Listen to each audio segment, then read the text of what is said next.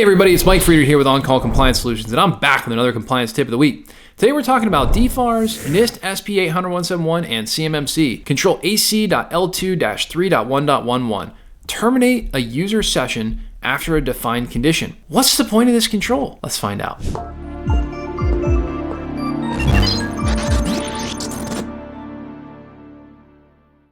So hey, if you're a defense contractor who's feeling overwhelmed, tired, and alone, trying to understand all of this DFARS, NIST SP800-171, and CMMC compliance stuff, I've got great news for you. You've found your home here at On-Call Compliance Solutions, where we can help you transform into your company's on-call compliance hero. Let's jump into it. So, terminate, automatically it says, a user session after a defined condition. Now, what on earth does that even mean?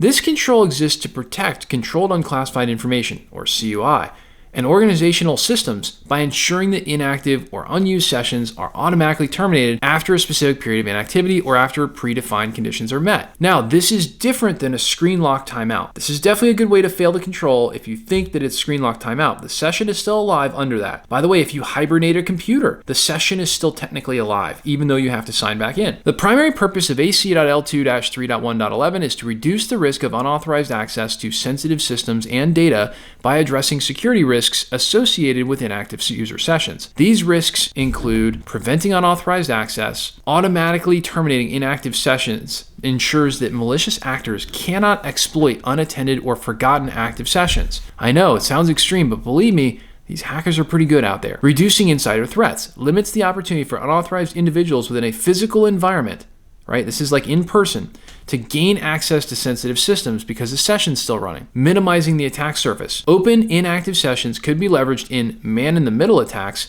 session hijacking, or other exploits. And of course, to ensure compliance. It aligns with security requirements and best practices for access control in frameworks like NIST SP800-171, CMMC, and others. Then there's mitigating human error. Users often just forget to log out or close active sessions, creating a potential vulnerability. Automated termination eliminates this gap. What does it protect against? Unauthorized physical access. Example, a malicious actor uses an unattended active session on a workstation. Remote exploitation. An example is a session left open in a remote desktop environment could be exploited by an unauthorized party. And then of course there's session hijacking. Example is attackers intercept or take over a user session to gain unauthorized access to systems or data. Then there's uncontrolled privilege escalation. Example, a privileged session left active could be exploited to execute unauthorized commands. And if you're thinking to yourself, man, what in the world? I've never seen any kind of an attack like this. Just go to YouTube, punch in one of these attack names, and you'll find out how to do it pretty quickly. It's not too hard. 13-year-olds can do it. Maybe even 12-year-olds can do it. Implementation of AC.L2-3.1.11. To meet this control, organizations must configure their systems to terminate inactive user sessions under predefined conditions. Common practices include defined termination conditions. Time-based, automatically terminate a session after a period of inactivity, i.e. after 15 minutes. Event-based, end sessions based on specific events, such as the user closing the application or disconnecting from a VPN. That's a good one. And system and application settings. Configure operating system applications and devices to enforce session termination policies. Examples, set remote desktop protocol sessions to terminate after 10 minutes of inactivity. Monitor and enforce. Use monitoring tools to ensure that termination policies are applied consistently across the organization. And then of course, we've got to document all of this. Document the termination conditions and security policies and user guidelines. Real world examples of termination conditions, VPN connections. A VPN session is terminated after 10 minutes of inactivity to prevent unauthorized access. Then there's web applications. A session in a web browser-based application logs out automatically after 15 minutes of user inactivity. Then we have cloud services. Cloud portals such as AWS and Azure Government automatically log users out after a set period of inactivity. Workstation sessions. A user logged in their workstation is automatically logged off if inactive for 20 minutes. Related, CMMC and NIST SP800-171 controls AC.L2-3.1.10 use session lock with pattern hiding displays, complements 3.1.11 by locking active sessions before the termination happens. Remember, it's different.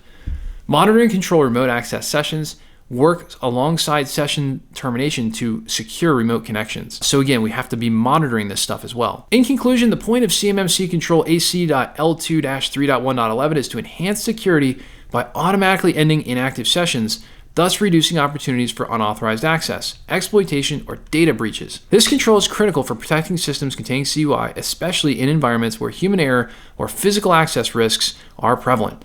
Implementing this control helps organizations enforce consistent security practices and comply with regulatory requirements. And if you're stuck on this, you're trying to figure out how to implement it, or maybe you just honestly need help with it all, I have great news for you, because at On Call, we take defense contractors who have had this DFARS, NIST, CMMC, ITAR, and EAR information security compliance stuff drop in their laps like a seagull on a sunny day. And we teach you how to level up and be a proper on-call compliance hero for your company, eliminating gaps, gray areas, and getting this solved, all while showing you how to leverage compliance as your secret weapon to land more defense work with higher profit margins.